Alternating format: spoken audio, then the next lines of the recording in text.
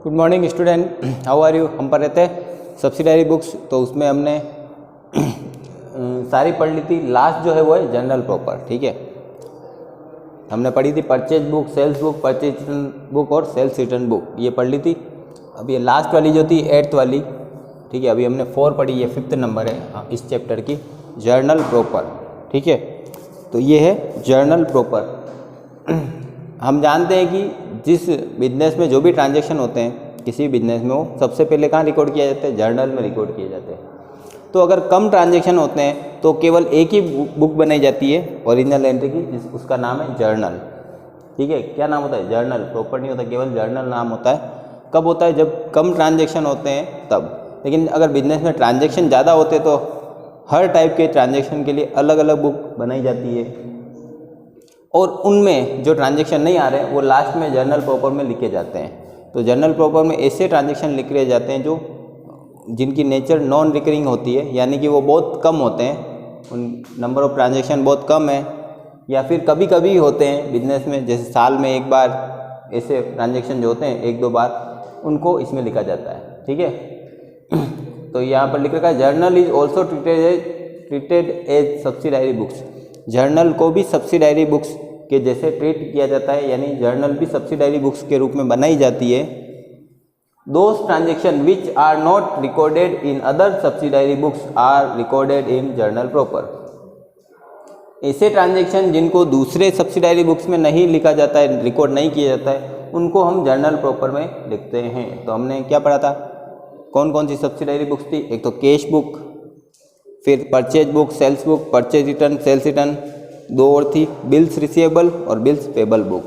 तो उनमें जिन ट्रांजैक्शन को नहीं लिखा जाता है, उनके अलावा जो ट्रांजैक्शन बचे होते हैं वो हम लिखते हैं जर्नल प्रॉपर में। ठीक है, तो केवल जर्नल है तो उसमें सारे ट्रांजैक्शन आएंगे, और जर्नल प्रॉपर में जो बचे हुए ट्रांजैक्शन है जो सब्सिडायरी बुक्स में नहीं आते वो आते हैं।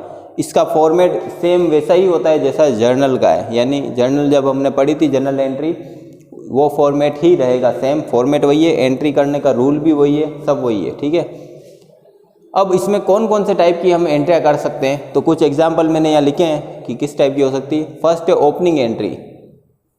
ओपनिंग एंट्री का मतलब है जब साल खत्म हो जाता है हमारा और हम नया साल स्टार्ट होता है, जो होता है 1 अप्रैल को। ठीक है, जैसे माना कि 1 अप्रैल को हमारा साल स्टार्ट होता है, तो उस दिन जो भी हमारे पुराने बैलेंस होते हैं अकाउंट के, उनको नए साल में ट्रांसफ़र करना पड़ता है। ठीक है, पुराने जो अकाउंट के बैलेंस है पिछले साल के, उनको नए साल में ट्रांसफ़र करते हैं। उसके लिए जो एक एंट्री की जाती है उसको बोला जाता है ओपनिंग एंट्रीज। ठीक है, जैसे हमारे पास कैश पड़ा हुआ था पिछले साल का, उसको वापस अगले साल में ट्रांसफ़र किया, तो उसके लिए जो एंट्री होगी उसका नाम होगा ओपनिंग एंट्री। तो इसी टाइप से जो भी है हमारी एसेट्स और लाइबिलिटी, उनके बैलेंस को ट्रांसफ़र करने के लिए हम क्या बनाते हैं? ओपनिंग एंट्रीज करते हैं, जिनसे उनको अगले साल में ट्रांसफ़र किया जाता है। सेकंड है रेक्टिफिकेशन ऑफ एरर एंट्री, यानी रेक्टिफिकेशन एंट्रीज जो अगर रिकॉर्ड करते समय हमारे से कोई मिस्टेक हो जाती है, ठीक है, हमसे कोई मिस्टेक हो गई है, उसको सही करने के लिए भी वापस जर्नल एंट्री की जाती है। जैसे या तो हम ट्रांजैक्शन लिखना भूल गए हैं, ठीक है, कोई ट्रांजैक्शन हमने लिखा ही नहीं या गलत लिख दिया, अमाउंट गलत लिख दी, तो उसके लिए क्या होता है? रेक्टिफिकेशन ऑफ एरर एंट्री की जाती है, यानी कि उस गलती को सही करने, करेक्शन करने के लिए जो एंट्री की जाती है उसको रेक्टिफिकेशन एंट्री बोलते हैं। तो वो भी कहाँ होती है? जर्नल प्रॉपर में होती है। ठीक है, अगला है ट्रांसफ़र एंट्रीज। ट्रांसफ़र करने का मतलब है बैलेंस को ट्रांसफ़र करना। साल के लास्ट में क्या होगा? जो भी बैलेंस होगा उनको बैलेंस शीट में ट्रांसफ़र करना पड़ता है। ठीक है, तो उसके लिए जो एंट्री की जाती है वो ट्रांसफ़र एंट्री होती है। फिर अगला एडजस्टमेंट एंट्रीज। एडजस्टमेंट एंट्री ऐसे ट्रांजैक्शन या ऐसे एक्सपेंसेज या इनकम जिनको हमने अभी तक रिकॉर्ड नहीं किया है, जो हमारे इनकम से रिलेटेड है या एक्सपेंसेज से रिलेटेड है, उनके लिए जो एंट्री की जाती है वो होती है एडजस्टमेंट एंट्री। यानी जब हमने उनको साल के बीच में रिकॉर्ड नहीं किया अभी तक, अब हम उनको रिकॉर्ड कर रहे हैं, होते हैं एडजस्टमेंट एंट्रीज। फिर है closing entries. Closing entry nominal nature के जो अकाउंट होते हैं, जैसे प्रॉफिट या लॉस से रिलेटेड, इनकम और इससे रिलेटेड, उन सबको, एक्सपेंसेस से रिलेटेड, साल के लास्ट में हमको प्रॉफिट एंड लॉस अकाउंट या ट्रेडिंग अकाउंट में ट्रांसफ़र करना पड़ता है। क्लोज करने के लिए क्या करता है? प्रॉफिट एंड लॉस अकाउंट में ट्रांसफ़र करके क्लोज करना पड़ता है। तो उसके लिए जो एंट्री की जाती है होती है क्लोजिंग एंट्री। तो वो भी किस में होती है? जर्नल प्रॉपर में होती है।